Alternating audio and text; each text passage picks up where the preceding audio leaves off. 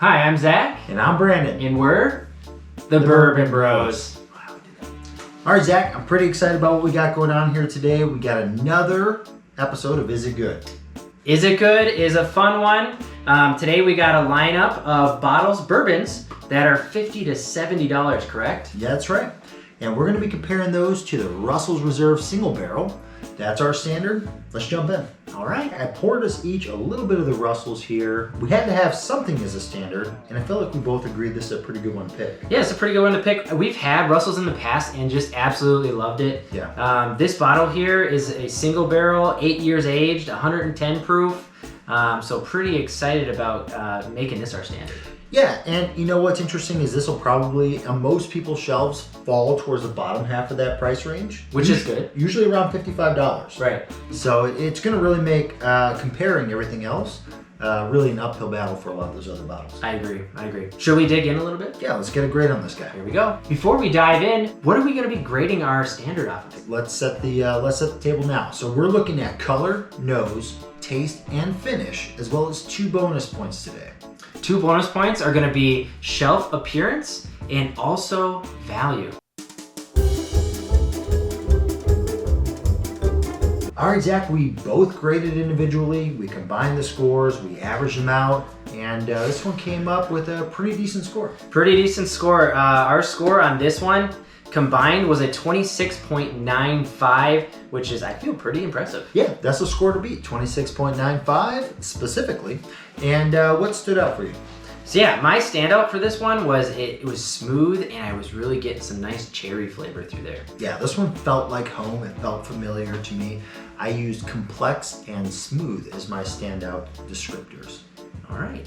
Shall we move on to the contestants? We've got something to compare to. Let's get going with the rest of them. So our first contestant in Is It Good is E.H. Taylor Small Batch. The legendary E.H. Taylor Small Batch. The legendary. I love the history of this bottle. Yeah. I'm not going to go into it, but I also really like the flavor of this bottle. Yeah, it's a very good bottle. It's a bottle and bond, 100 proof, right? We know a little bit about this bottle. We do know a little bit about it, and I'm really curious to see how it stands up against our standard. Yeah, absolutely. What do you say we dive in? Let's dive in. Well, Zach, the results are in, and a little bit surprising. You got your judge's hat on today. Judge's hat's on today. I'm being real strict with my scores. Yeah, I get it. Maybe an overcorrection from the last time, but you know what? The score is the score, and what did we come up with? Yeah, so our overall score for E.H. Taylor was a 25.2, which would mean it's overrated. It's overrated.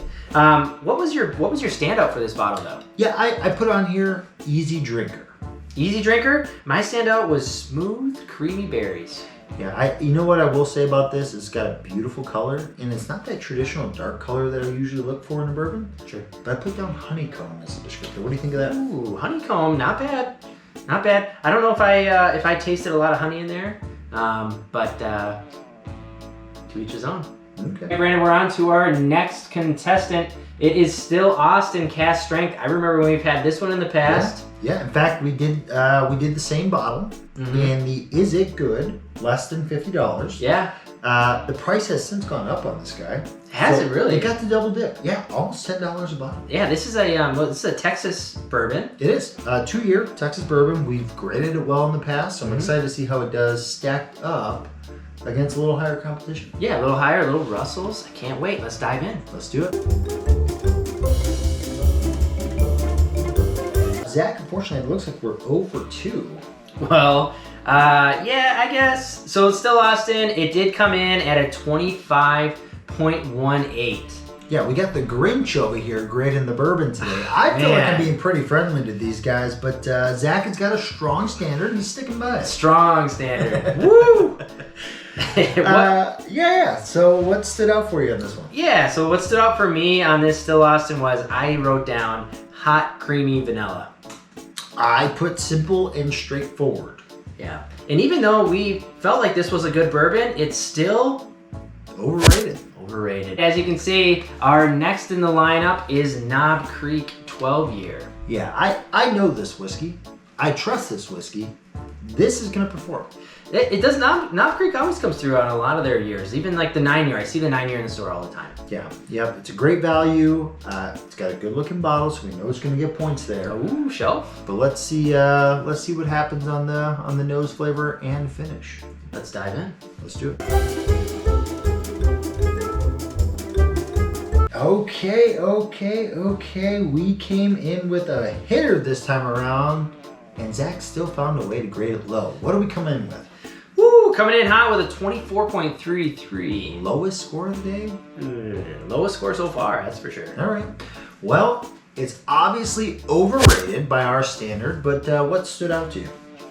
Yeah, so my standout for the Knob Creek 12-year, I thought it was really smooth, but a little maybe too smooth for me. Not enough characteristic. I don't really know, but maybe could end up in that good daily sipper category for me. Yeah, definitely a great daily sipper. I'd still recommend it.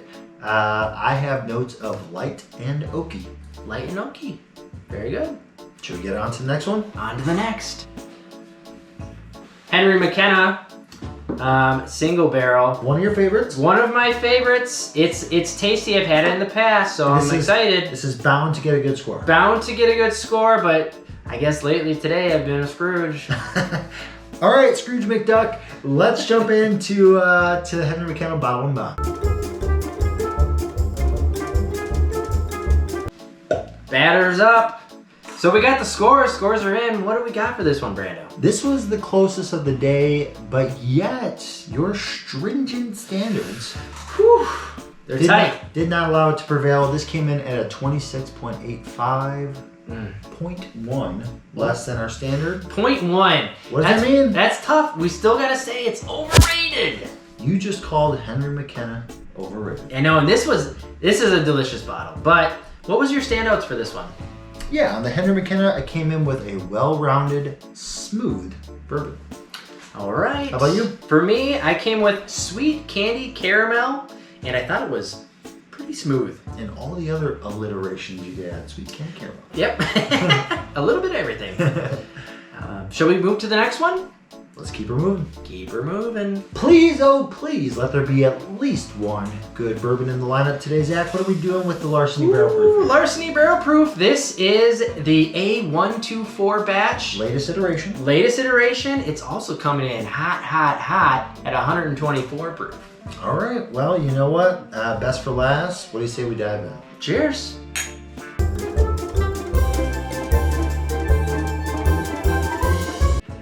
Boom! We got one. Larceny Barrel Proof. We got us something special here. What are we working with today? Oh, we got a good high number. This is definitely not overrated. It is a 28.6. That's a good bourbon. That is a tasty. It was super tasty. Yep. My standout was it was definitely a viscous bourbon. It had a nice finish to it. And it was spicy and it had a nice brown sugar for that sweetness. Definitely. I put layers, depth, complex. Those were the standout notes for me. This thing is a character. Yeah, it's very good. All right, Dak, we started with 6. We finished with 2. What's going on with these guys back here? Oof. Kind of overrated. Overrated. We do have one winner, Larceny Barrel Proof. That is good.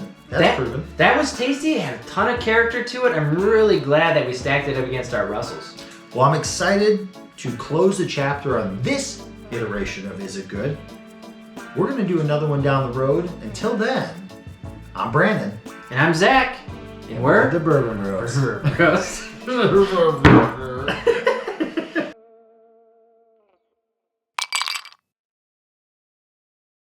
We do that. I'm Brandon. And I'll do I'm Zach.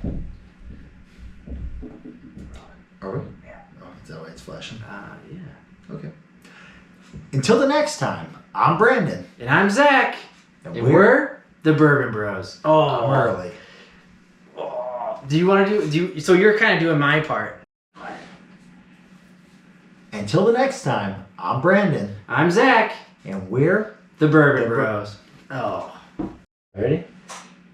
So until the next time, I'm Brandon. I'm Zach. And we're the Bourbon Bros. There you go. That was good.